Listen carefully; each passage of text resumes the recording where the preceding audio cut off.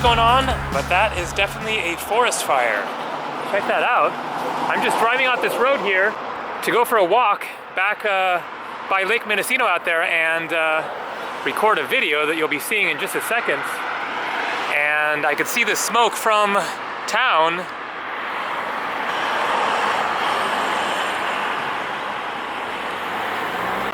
Today is February 11th, so it's not like it's fire season or anything. It is warm here in Northern California, and hopefully that is a controlled burn or something.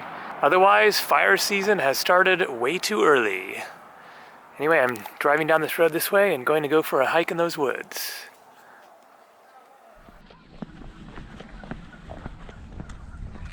So I thought I should probably clarify that I'm not going hiking in the woods right where the fire is. There it is. I can see the flames and more smoke over there. This is Lake Mendocino here in Mendocino County. The town of Ukiah is out there. This is the area where I'm from originally. I am visiting family here, taking a break from my past 7 months straight of traveling to 23 countries. Just got back last week, and it's great to be in familiar territory, just kind of taking a break from packing up every few days and dealing with the language barrier and all the challenges of travel planning, and the videos, constantly filming and editing and all that stuff. I've taken a bit of a break, as my followers will have noticed the past number of weeks. So I just thought that I would explain the random Mexico video there for anyone kind of confused, like what was just with the one video from there. I actually spent 2 weeks in Mexico. After I flew back from Manila, Philippines, I made a video there. Then I flew into Los Angeles, and I was only there for a couple of days. I just stayed in Venice Beach for 4 days, and I decided to go to Mexico for various reasons. I had a little window of time there, and just decided to pop down to Mexico for 2 weeks. So I flew to Guadalajara, spent a few days there, and then went up to Zacatecas. And so I spent about 5 days in Zacatecas, and that is the only video that I recorded, the one that I posted a couple of days ago. So if you want to see that video, check the link down below to watch that one. A really cool, kind of a little known city there, but very beautiful. And then I flew from Zacatecas to Puerto Vallarta, where I was last spring, and I met up with my friend Sterling,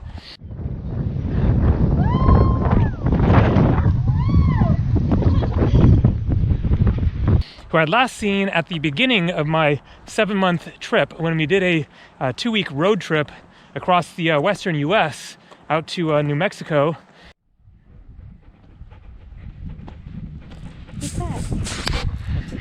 And so Sterling had just a few days free and wanted to get out of the rainy Northwest where she's living now. So she flew down and met me in Puerto Vallarta, and then we went up to Sayulita together, which is where I also went the last time that I was out in Mexico last spring.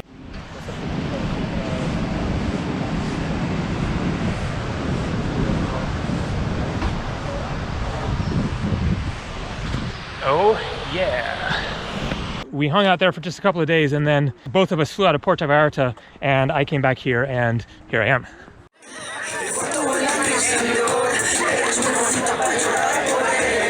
Having fun? Sayulita!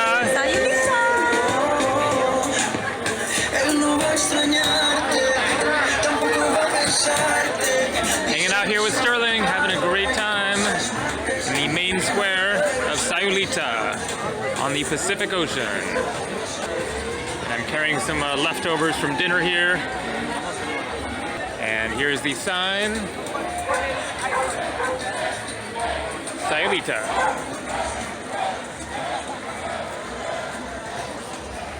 Awesome little town here.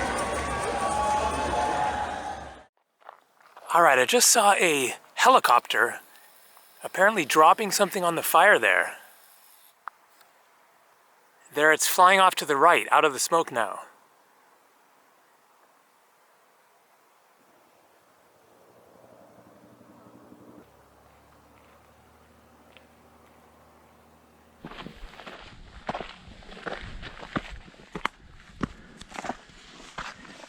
my Nepal trekking shoes that I bought in Kathmandu. And so the clip that you saw in the beginning of the video here was from my trip in Nepal in December of last year, in which I flew into Kathmandu and took a long and very brutal bus ride from Kathmandu up into the Himalayas to start my trek. I made a video about that experience, and there's a link down below if you want to check it out and see an actual vlog of a Nepal bus ride into the Himalayas. And then after I did my trek for a week in the Himalayas there,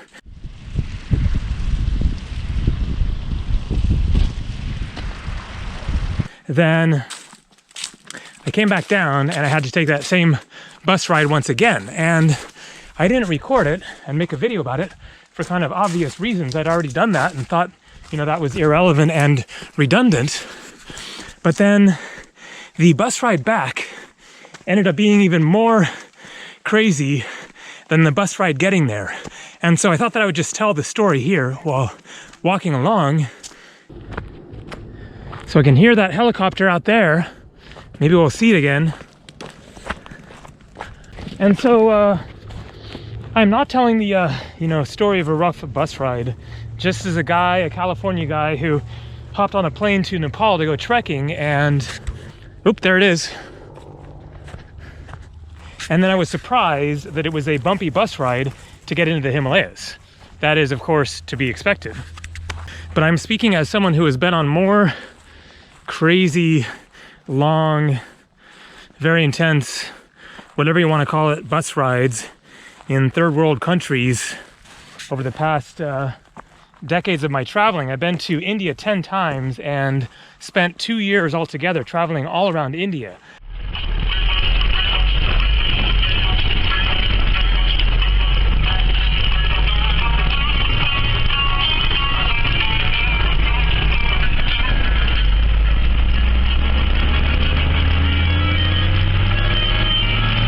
And so I've been on some really crazy bus rides. I thought that I would talk about a couple of them really quick at the beginning of this video. So I was in India, that was like 7-8 years ago or something, or maybe 2000, I think that was 2011. I was going to the ruins of Mandu, a little known and really interesting area of Muslim monuments. I'm here in Mandu in the state of Madhya Pradesh in north central India, and I'm doing some biking around and a bit of random exploring.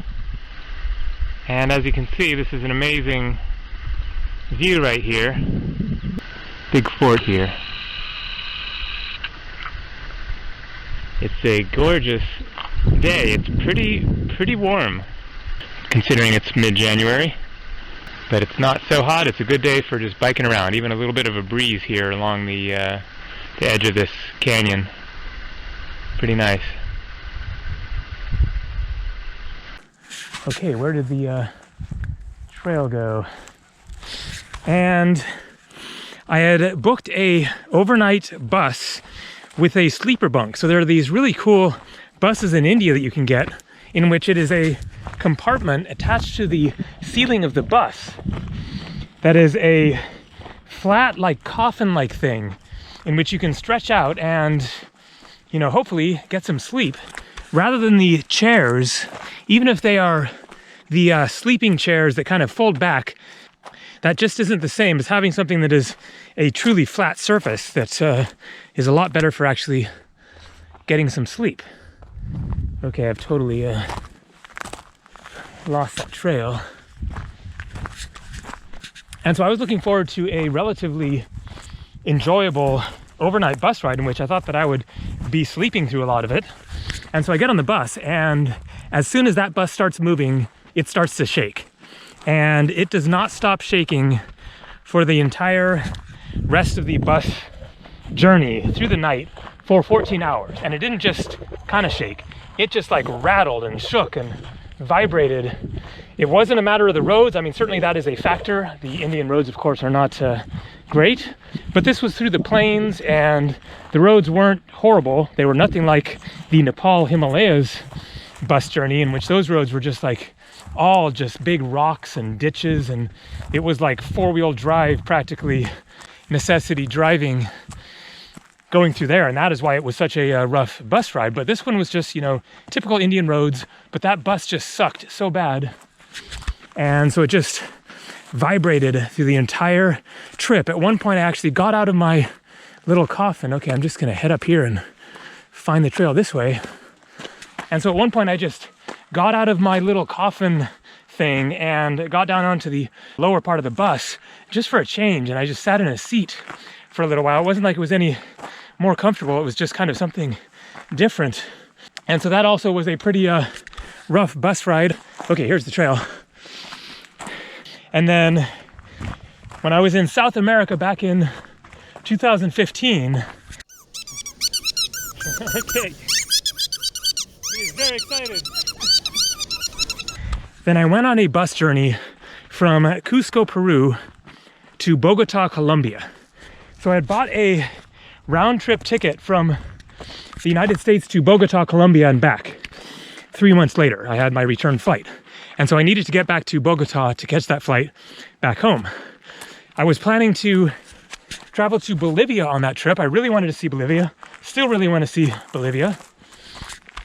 But when I got to Peru, I checked flights and they were really expensive. 500, 600, 700 bucks or something to fly back to Bogota to then catch my flight from there back to the United States. And so I did not have that money at all. And so I realized that I had no choice but to take the bus from Peru, where I was at that point, all the way back to Bogota. And so I left myself 3 weeks to complete that journey. And it took 3 weeks. I got to Bogota the day before my flight. Now, that wasn't on a bus every day, all day.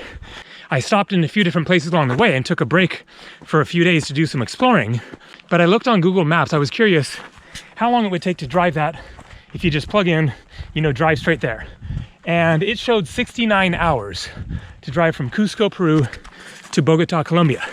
So let's just call it 70, which means if you woke up at 8 in the morning, got started driving at 9, and then drove 10 hours straight until 7 p.m. with no breaks whatsoever, 10 hours a day, every day, it would take a full week. Now, of course, you're going to take breaks, and also, you're not in a car. I'm talking about a bus ride.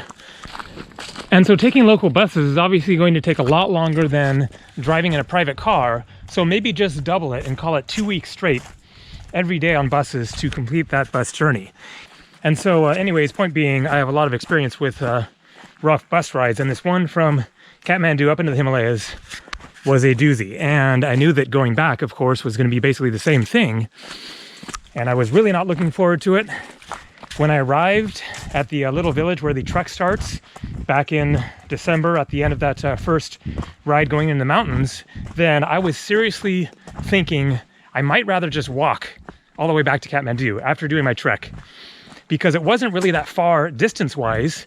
It's just that those buses take so long because of the bad roads and all of the stopping and everything. And so probably the distance to walk back to Kathmandu, especially being downhill on a road, wouldn't have been all that much longer than my trek into the Himalayas anyways. I probably could have hiked it in, I don't know, 5, 6, 7 days, something like that. But in the end, I decided to go ahead and take the bus back and get it over with. And so I stayed in the little village of Sayulita, the town at the beginning and the ending of that trek, because I trekked up and then came back down to the same place where I started. And so I stayed there for the night before the bus ride the next day and bought a bus ticket. And the bus left early in the morning, I think at 8 o'clock. It was only like $7, $8 for the bus ride. It was about 7 to 8 hours getting up there. And I assumed that it would be about the same getting back. It turned out to be longer because of the things that I will explain in this video. And so I get on the bus and we start bumping along. And right away, it's really bad roads. The worst of the roads were there at the top. As I mentioned in those other videos, then I'd done that same trek 6 years ago in 2014 and had taken that same bus ride, and I didn't remember it being quite that bad. It seems like they'd neglected the road and it had gotten a lot worse since the last time that I'd done it. Wow, check that out. And so that is Lake Mendocino once again. And I'm now going to walk down there and keep on going up that way. And so we cruise down the road and are making our progress, you know, just bumping along. It is unpleasant. I'm, you know, expecting this. And so I'm just hanging in there. And at one point, then we stop and we pick up this guy, this older man, who gets on the bus with a big wooden box. And so I don't really think that much of it. Lots of people get on the buses with weird things. And a box wasn't all that weird, so it seemed. And he gets on the bus and puts the box down in the center aisle right near where I'm sitting. And then he sits down somewhere and we're bumping along. And I looked over at the box and was trying to think, like, what could that be? Because it was kind of a little different than your typical box or package or whatever that somebody would have on a bus. It was a wooden box, like a gift box, kind of with a top that fit over the other part of the you know, base of the box, and it had a rope tied around it, a kind of big rope like this or something, and it just didn't really seem obvious what was in it. It didn't really seem like something that would have like vegetables in it or chickens. And so I was sitting there looking out the window and a bee flew by, a honeybee, not a wasp or a yellow jacket or whatever, but a actual real bee. The bus window is like right here and there's a, you know, honeybee right there. And I thought, well, that's kind of weird, but you know, whatever, it's certainly possible. And then like 10 or 15 minutes later, then I look over and I realize that there are all these bees, like dozens of them, all throughout the bus.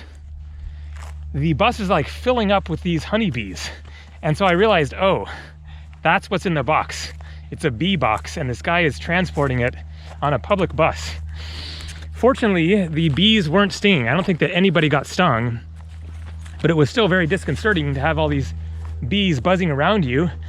And then right around that same time, then a argument ensues between the bus hand, the guy that like helps collect the tickets and take the money and stuff, and the man with the bee box. And obviously they weren't happy about all these bees, fortunately, makes sense. And we stopped and we kicked off the guy with the bee box and he had to figure something else out. But there were still all these bees trapped inside the bus. Lots of the bees escaped, of course. There were windows open and people were letting them out. But throughout the bus ride, then bees would just kind of randomly end up, you know, flying around for the next like several hours, because this was just at the basically beginning of the bus ride. And so a little while later, then we stopped for a break, for a like breakfast break. It had only been maybe 2 hours into this bus ride. And then we get going again, and maybe another 90 minutes or something later, we stopped for another break and then kept on going. And then about like, I don't know, 30 minutes, 45 minutes or something later, we stopped in this town, this kind of more busy town, a like junction area. It seemed like there were lots of other buses and it was kind of a busy marketplace area. And we stopped, but nobody got off the bus. It seemed like this was going to be a like quick stop and then keep on going.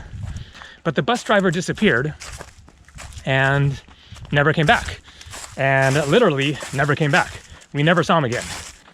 After about 20 minutes or so, everybody is still sitting there on the bus with no apparent information about how long it's going to be.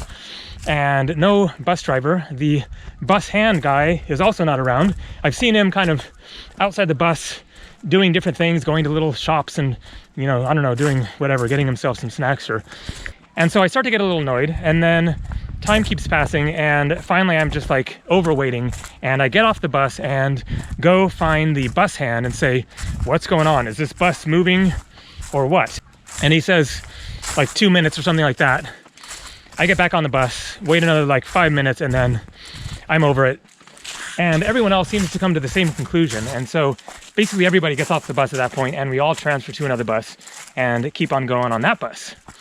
Then the bus stops at a construction zone, and we're stuck waiting there for like 30 minutes or something. Finally, we get moving again and go through that, and no more stops or anything weird at that point. But it was just a long, long bus ride. The roads are better at least, but it took longer because of all the stops, probably like 9 hours or something.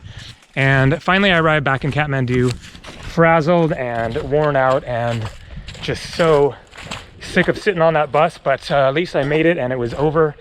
I was back in the city and no more crazy long, brutal, insane, weird bus rides for me for a while. That's just what you got to do if you're going to go trekking in the Himalayas, but be prepared for a long bus ride wherever you go. Even if you go from Kathmandu to Pokhara. Pokhara is the second biggest city in Nepal, and that bus ride itself is also really bad. Really bad roads, really bumpy. It takes a long time, but if that's what you got to do to go trekking in the Himalayas, it is worth it, because that was an amazing experience. So look down below for a link to the various videos that I mentioned, including I'll put the link to my movie, The Trekking in the Himalayas. It is a 70-minute movie about my week of getting way back into the Himalayas by myself in December. Really incredible experience. So thanks for watching, and more coming from around here. I'm going to be hanging out for the next like week or two or something. I have no idea of my upcoming travel plans. I'm just kind of considering lots of possibilities, and in the meantime taking a little break from the non-stop travels. So take it easy. See ya.